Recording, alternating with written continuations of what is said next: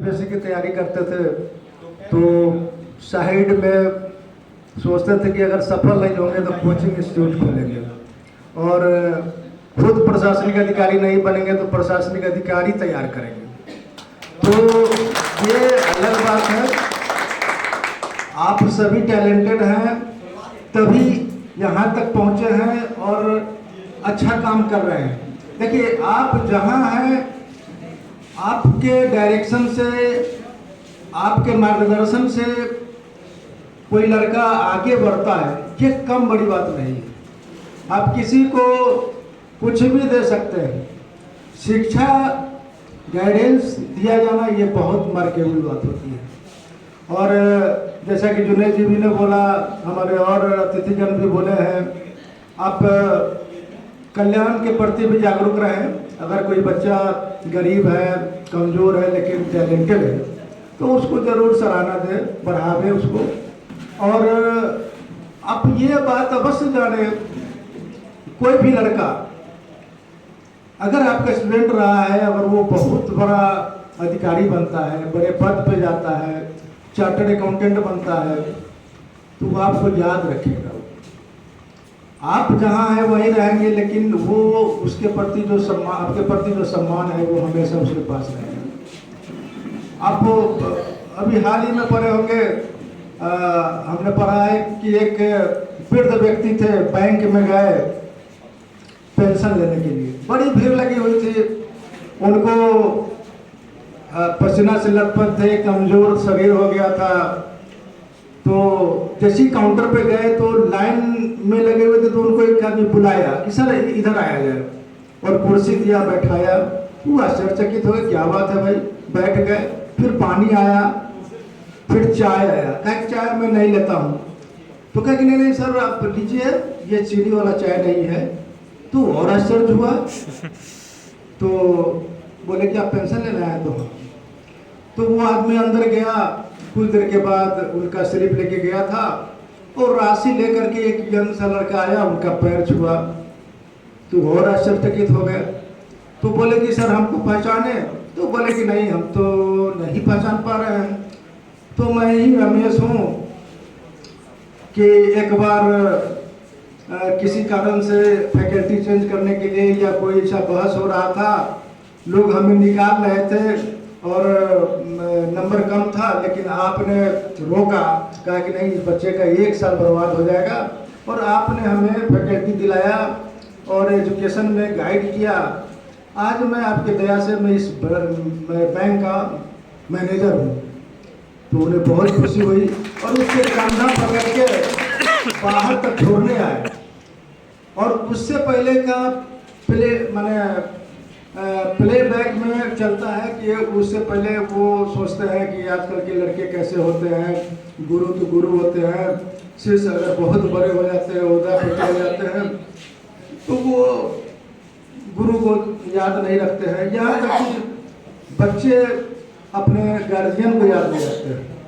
आपको एक और उदाहरण बताता हूँ। एक लौता बेटा था, वो एग्जीक्यूटिव इंजीनियर थे बेचारे, बहुत मेहनत थी उनकी, बहुत अच्छा कमाई भी किए थे, प्रतिष्ठा भी थी, दबंग थे। संयोग से जब रिटायर कर गए, और बेटा एक ही था जो अमेरिका में सेटल हो गया था, अच्छा जॉब में था। उस दिन कुछ उनके चाहने वाले में से ही लोग मुंह हाथ बांध करके गया, उनका किडनैप कर लेता है। किडनैप करके एक इसी तरह से जहाँ झाड़ी उड़ी में एक रूम था उसमें बंद कर देता है। वो चाहे कि इनसे, इनके बच्चे से 2-4-5 लाख रुपया ठगेंगे, उसके बाद छोड़ देंगे। मारने का नियत नहीं था। तो संजोग से उसका नकाब किसी का खुल गया तो जो पहचान लिया, अरे फलाना तुम, अरे तुमको हम पढ़ाए हुए हैं, तुम ऐसा करेगा, वैसा करना। आप तो समझ गए कि वही तो हमको पहचान गए हैं। तो एक तरह से उनको मार के ही एक पुल के नीचे डाल दिया। बाद में उनका देहांत हो गया। बच्चे को खबर गया अमेरिका में, बच्चा अमेरिका में था, एक ही बच्चा था। वो बेचारा फ्लाइट से आया, कहा कि ठीक मैं आता हूँ, और संस्कार वगैरह करके हिंदू रीति रिवाज से जो था और करके घर पे आए। तो लोगों को बुलाया कि भाई आप लोग बैठ जाइए और बताइए कि कैसे क्या होता है, हम तो कुछ जानते ज़्यादा नहीं हैं, तो बताया कि देखिए ऐसे ऐसे होता है, इसका 10 कर्म होगा, उसके बाद ये 12वें दिन पर ये होगा, 13वां होगा, ऐसे ऐसे होगा। तो कहा कि वो सब ठीक है, उस सब से हमको कोई मतलब नहीं है, हमको ये बताइए कि कितनी राशि खर्च होगा। तो 10 या 15 लाख जो बताया, चेक काटा, एक आदमी को थमा दिया, कहा कि अब हमको माफ़ कीजिए, आप लोग करा लीजिएगा, मैं चला, मेरा फ्लाइट है कल, बहुत काम रुका हुआ है। तो आज ऐसा होता जा रहा है, जो अपने गार्जियन को, अपने फादर को नहीं पहचान पा रहा है या उनको समय नहीं दे पा रहा है। तो आप बहुत बड़े उद्देश्य को लेकर चल रहे हैं, आपका एकमात्र उद्देश्य कमाई करना नहीं है। अगर कमाई करने के नियत से अगर आप आए रहते तो बहुत सारी नौकरियां थी, बहुत सारे प्राइवेट फर्म था, बहुत सारे काम आप कर सकते थे। लेकिन जिस प्रोफेशन में आप आए हैं, वहाँ से आप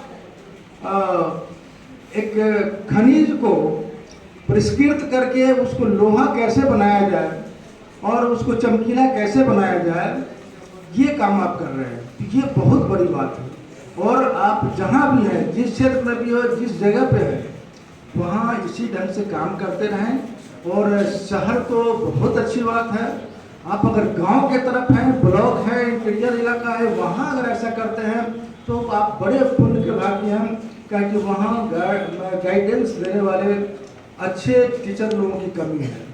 और वहाँ के बच्चे कुमला जाते हैं, या तो टैलेंट है, पैसा है, या पैरवी है, तो या उस ढंग का है तो वो शहर की ओर आते हैं, नहीं तो देहात के लोग वहीं रह के आते हैं। और वाकई हम कह सकते हैं कि सरकारी स्कूल में लोग कहते हैं कि बहुत सारी सुविधाएं आई है, लेकिन अभी भी बहुत सारी कमियां हैं।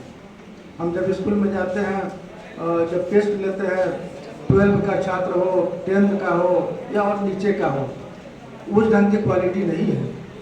और भले ही लोग आज हंस दें कि हाँ भाई प्राइवेट कोचिंग में या कॉन्वेंट में सिर्फ ड्रेस का ये रहता है, जूता उसका चमकीला रहता है, टाई रहता है और गुणवत्ता में कोई खास नहीं रहता है, तो ये गलत बात है। आज वो सब पीछे छूट गया है। हाँ, कभी हो सकता है कि सरकारी स्कूल में भी गुणवत्ता आ जाए तो कुछ काम हो सकता है, या कुछ अभाव से ग्रसित लोग हैं उनके लिए तो वही वरदान का चीज़ है। तो आप बहुत अच्छा कर रहे हैं। संघ की बात है तो आप यूनाइट रहिए, और ये बहुत बढ़िया चीज़ है। हम जुनैद जी और यहाँ के जो भी आपके मेम्बरान लोग हैं, जो इनके फाउंडर लोग हैं, उन लोगों को धन्यवाद देना चाहते हैं कि इन्होंने बहुत अच्छा सोचा है कि आप अकेले दिशाहीन होकर आप चल रहे थे, आप इनके माध्यम से या एसोसिएशन के माध्यम से आपको गाइडलाइन मिल सकता है, क्या किया जाना है, कब मीटिंग करना है, कब कहाँ मिलना है, तो ये बहुत बड़ी बात है। और उस दिन भी हमने प्रोग्राम में था, 5 सितंबर के दिन भी हम प्रोग्राम में थे, तो कुछ बच्चे वहाँ भी अच्छे कर रहे थे। ये बहुत बड़ी चीज़ है। बच्चे को सांस्कृतिक कला, बोलने की कला, संगीत, वाद्य यंत्र, इस सब में भी शिक्षित होना बहुत जरूरी है। सर्वांगीण विकास इसी का नाम है। और बच्चे को टैलेंट बचपन से ही पहचान में आ जाता है, और उस समय से ही उसको निखारने की अगर कोशिश हो तो वो आगे जाके बहुत अच्छा काम कर सकता है। हम आपके उज्जवल भविष्य की कामना करते हैं, और हम कोशिश करते हैं कि आपके कलम से, आपके बुद्धि से अगर एक भी बच्चा अगर अच्छा नागरिक बनता है, अच्छे पद पे जाता है, तो ये आप सभी गुरुजनों के लिए हमारी तरफ से एक श्रद्धांजलि होगी। बहुत धन्यवाद। Thank you.